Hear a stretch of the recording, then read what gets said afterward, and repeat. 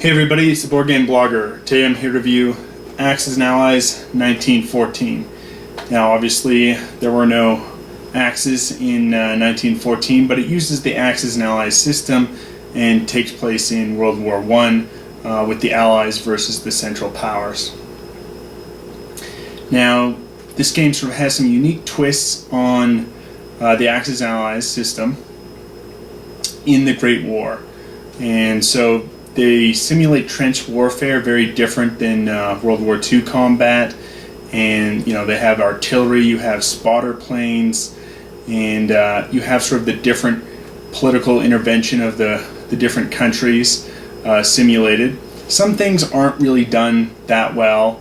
Italy is already allied with the Allies right at 1914, and they're active right in the game. They can start attacking right in 1914. It's pretty ahistorical. They were initially allied to the Central Powers, refused to join in the war, and then in 1915 they joined the Allies. So that's a sort of ahistorical aspect. There's America's entry. It's sort of foreordained, even if the Central Powers don't use unrestricted submarine warfare or some other things. I'm not sure if that was inevitable, that America was going to enter the war, depending on Germany, how they prosecuted that war. So there's things like that, but there's other neutral powers that can come in. You can invade neutral powers. I think some of that is unbalanced. They really need to, at least regarding Switzerland, because of its strategic location, it's almost always invaded during the game, and that's pretty ahistorical. I mean, sure, you can have sometimes some games, people are doing unique things going into some countries. Maybe, Spain would join the war in a game, but it's not going to happen every game. Here, Switzerland is being invaded every game. I think they made its defenses too weak, or they should, just make it impassable, just like the Himalayas or the Sahara Desert. So that's another issue. Let's turn to the rule book here. The rule book is very poorly written. It is, over 20 pages long. This is their table of contents. There's no index. It's not written like a war game rule book should be. It's just not well laid out. There's rules hidden in obscure pages. They don't even have the different abilities of each unit clearly laid out. Some of these previous Axis and Allies rule books, you would have, this is a tank, this is its movement, this is its cost, this is anything unique here. They don't really have that clearly laid out here. Optional rules such as Russian Revolution are kind of hidden, and it's not very clear. It's not well laid out. It's a poor rule book. Additionally, there is no play rate for anyone. There's no play rate included in this game whatsoever. There's sort of this setup box, and this is kind of a neat feature, that it's a box that actually closes in to store the units. Better than the trays they used to have, and then just you'd put a board over it. But they would sometimes have the setup and then a breakdown of the cost of the units, what they could do, how they could move. That's nowhere here on the game. The cost is it's in the rule book, and it's printed in this one kind of obscure part of the board. But the movements and how the units work isn't on here. There's no play rate. It's really unexcusable. Additionally, there's no money in the game. Like in previous Axis and Allies, you'd have your money to start planning and picking out, what you're planning on purchasing in the future. There's nothing like that here. You've got a very fiddly production slider, and that's a poor choice. Additionally, while there's some really nice sculpts for the different infantry for every country, there's simply not enough. There's not enough German infantry sculpts. With the board totally set up, we are already out of German infantry without even a turn beginning. It's just a total lack of foresight. I'm not sure if the producers of this game were just trying to be cheap, or if they'd only play tested this sort of, in electronic format and didn't foresee the need for more units. But there's not enough units to play this game right out of the box. And that's a travesty. This game retails for $100, and they've basically published a game that's unplayable out of the box without you having to do some own modifications and use substitute things for infantry. And for a $100 retail game, there's no excuse for that. I mean, the gameplay, it's interesting, and it's got trench warfare. It's a unique take on the Axis and Allies system, but I'm not sure how balanced it is. There's no railroad movement in this game, which railroads were so key in World War I. I mean, that's they had to meet the railroad train tables, the timetables to transfer people. It was extremely important in this war. After Russia was knocked out of the war, Germany shifted something like 1 million troops in under a month. And here, there's no simulation of rails, and I think that's lacking. They almost need that in the game. And finally, I'm not sure how balanced the game is. You have Austria-Hungary initially starting with over 40 infantry, Germany has over 60, and Russia only has 36.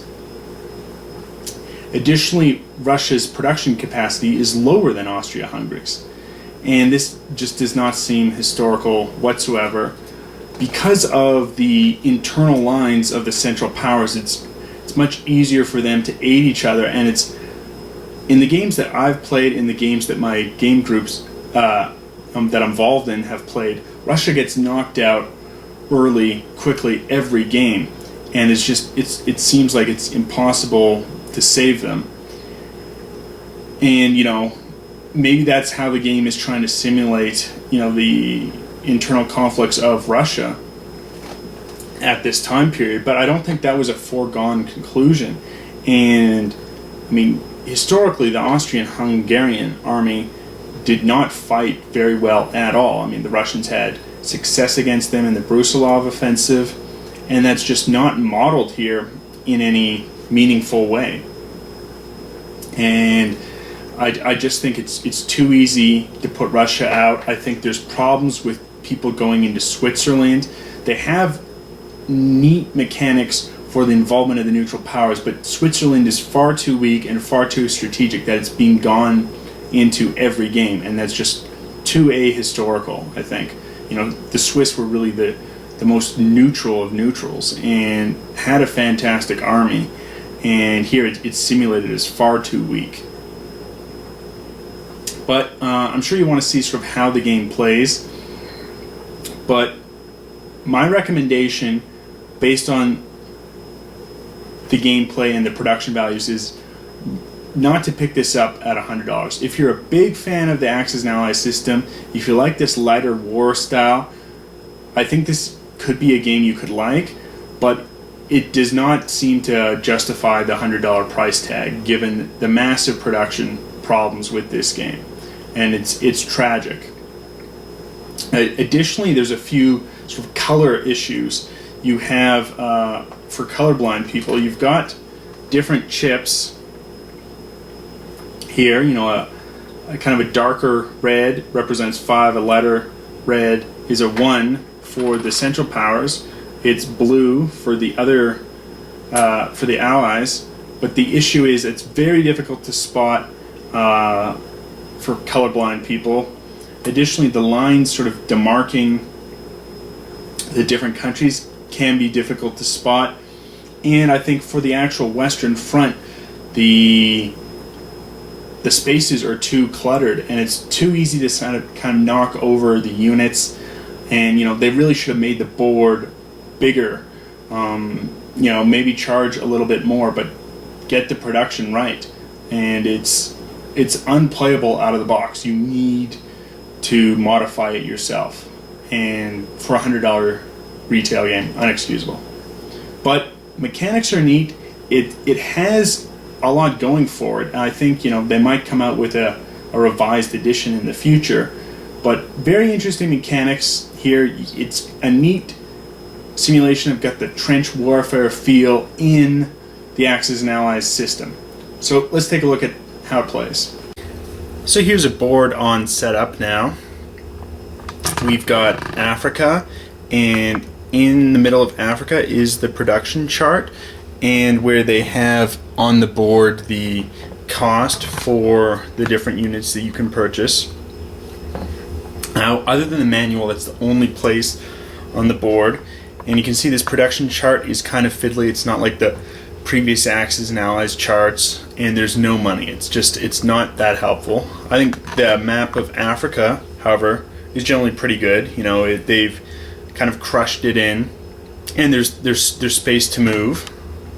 You've got that same thing with the Middle East and sort of Austria, Hungary, Russia, but then the Western Front gets really crammed, and it's difficult to keep all your pieces together there. It's very tricky. I think they should have made the map a little bit bigger just to fit all the pieces in. But as you can see, you know, the pieces that they do have look great. The different infantry all looks quite fantastic. You can see there's sort of a line running down here. This is because it's two separate boards, and I think that's good to prevent warping of the board. It's not a huge issue, but that does exist, so people need to be aware of it. And I'll sort of do this sample turn for the first player in the game, and that's Austria-Hungary. Of course, World War I started due to the assassination of Archduke Franz Ferdinand, and Austria put a lot of pressure on to Serbia. Serbia didn't bow to the pressure because it was almost near annexation, and Austria declared war on Serbia, prompting Russia to declare war on Austria-Hungary, and the dominoes began to fall. So first thing in a turn is a purchase order. So Austria-Hungary has 26 IPCs. They're going to purchase 4 troops, 2 artillery, and an airplane. That's going to go into the mobilization box. It will come out after the end of the turn. Here's a neat feature. As we can see, there's harbors here. We've got a harbor here in Trieste, and we've got a harbor here in Rome.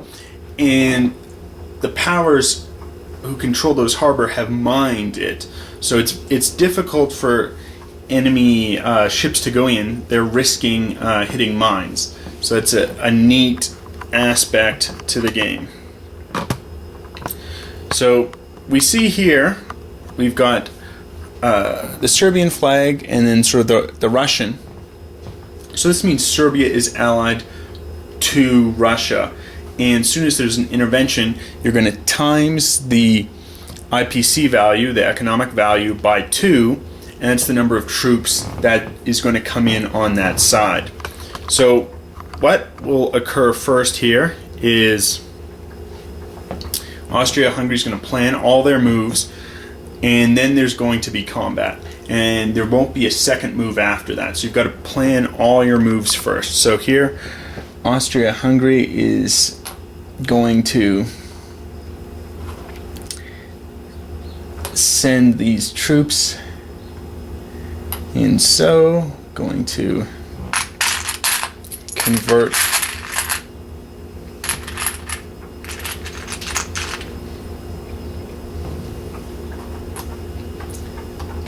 this. Make change here for the invasion.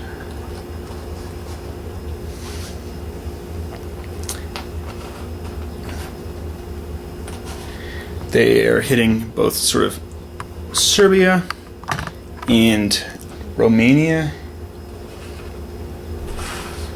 Going to move these guys from Bohemia.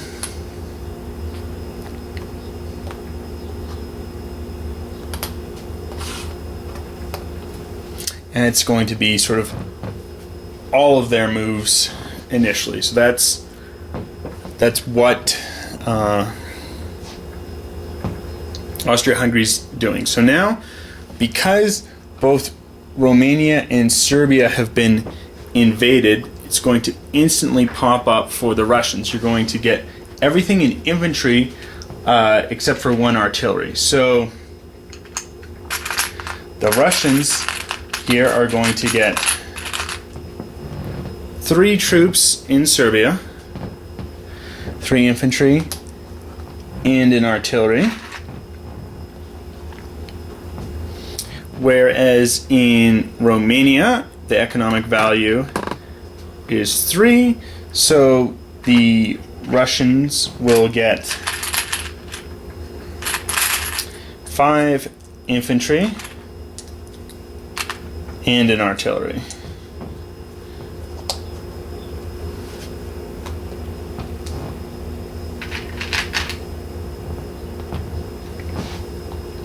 Now battles will take place. So we're going to take here, let's do the invasion of Serbia first. So we're going to transfer this to the battle board. So here we have the battle board set up.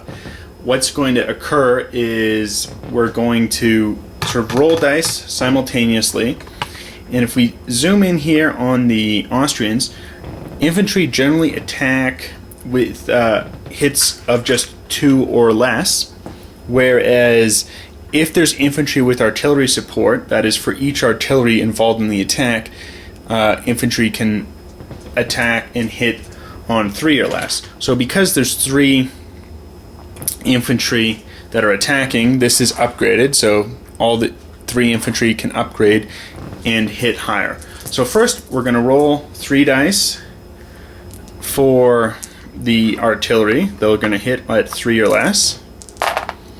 No hits. We then have 3 dice with the infantry with the artillery support. We have 2 hits. And now we have 6 dice for the infantry that are not supported by artillery. And we have 2 more hits. So that was enough to wipe out the entire Russian defense, but they're going to still fire back because it's simultaneous. We now roll 4 dice. We have 1 hit, so 1 infantry is going to be hit by the Austrians, and then we return to the main board. So here now, the invasion of Serbia was successful. Austrians are going to place their marker on the board. It's a value of 2 economic points, and they will go up 2 more. So they now have 28 economic production used to purchase units. We have 1 more battle here. This is the invasion of Romania, and we will transfer this to the battle board. So here we have the invasion of Romania set up on the battle board. We have 3 artillery for the Austrian Hungarians, so 3 infantry are going to get upgraded, attacking with artillery support, and then we'll roll the dice. We have 3 dice for the artillery, no hits. We have 3 dice for the infantry with artillery support. That is 2 hits. And then we have 9 dice for the remaining infantry. And we will roll for them. They only hit at a 1 or a 2 because they don't have artillery support, and they get 2 more hits. So here you always have to have at least 1 infantry in a space. So if there was 1 more hit, the Russian player would have to choose to lose the artillery. But here they're choosing to lose the infantry. Now they'll still defend. They get to roll 6 dice that hit at 3 or less.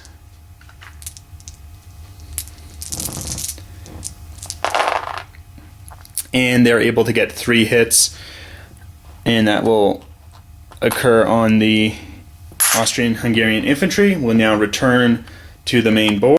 So we now return, the armies are placed back in Romania, and it's contested. There's only one round of dice rolling, very different than Axis and Allies, where you sort of fight to the death or a retreat. And so Romania remains contested. No country, neither Russia nor the Austrian-Hungarians, are controlling it, and no one will obtain the 3 economic value points. So that's Austria's turn. They'll now place their units. They have to be placed here in Vienna. It's their production center. It can't be placed elsewhere. It's kind of odd they can't be placed in Budapest, given this is, you know, the dual monarchy. But for gameplay purposes, I guess that's what they've decided to do. So now these units will be placed here in Vienna, the ones that were purchased at the beginning of the turn. The airplanes are useful in increasing the attack value of artillery as they spot for the artillery. It's kind of a neat combined arms mechanism. And as we could see, it was kind of an interesting political that, you know, Romania was sort of allied with Russia. If, let's say, Austria-Hungary hadn't invaded it, but rather the Russians had just sent troops in, then those Romanian troops would appear and join. Whereas if there was an attack on sort of a true neutral, anyone going in would be declaring war on that country, declare war on Greece, and the Grecian forces would fight on the other side. So that's sort of a turn. It's Austrian, Hungary goes first, next would be Russia, and it sort of simulates sort of how the actual wars unfolded. I think turn order is well done in this game. It's a good turn order. Again, I think issues are this Switzerland here just having 1 economic value. It's far too easy to invade that. You know, it just opens the front too much, and it's too easy of a move to occur. And again, as I'd mentioned earlier, I think, you know, the Russian economic value is just too low compared to Austria-Hungary's. Once they're knocked out, you know, Germany and Austria-Hungary is gaining Russia's economic value, and it's tough for the Allies to support Russia, even, you know, to funnel troops in there. And, you know, the capital here, production center, is Moscow. I think, you know, maybe St. Petersburg really should have been valued a little bit higher in this game. Give them some more production strength, or maybe have them have some more off-board troops that, you know, were coming from the Far East. Something like that. I just think it's too easy to knock Russia out in the game. But that's the game. That's how it plays. We did 1 turn to Austria-Hungary. Everyone would get around. America would not be able to enter the war until either the 4th turn or Germany has declared unrestricted submarine warfare. It's a fun system. The fact you can have this kind of trench warfare in that, you know, it's easier and better to defend with infantry than to attack, and you can have these contested territories. And it's negating the economic value there. It's an interesting twist on the Axis and Allies system. I think for those who really like Axis and Allies, if you're a big fan, I think you're going to like this game. But try and pick it up somewhere without the price tag. And I think for most war gamers, there's the serious balance issue in the game, and just the fact you can't play this game complete. As we can see with Germany, all their infantry here in Europe and down in Africa, they have no additional infantry miniature to use, and that's just, it's unacceptable. You couldn't even buy one at the beginning of the game. But obviously the Germans are going to expand, they're going to be in more territories, and there's simply not enough infantry units. It's really a shame that it's just, you know, there's a few good production values in the game and a few very poor ones. Again, if you're colorblind, seeing this difference might be kind of tough to see, is this a 5 chip, is this a 1 chip? It can throw off people who are colorblind. The lines are sometimes tough to tell where, the country is demarked. Not so much here, but if we zoom in kind of on the German ones where it's already a gray background and they're using a gray line, it's much more tough. Anyway, till next time.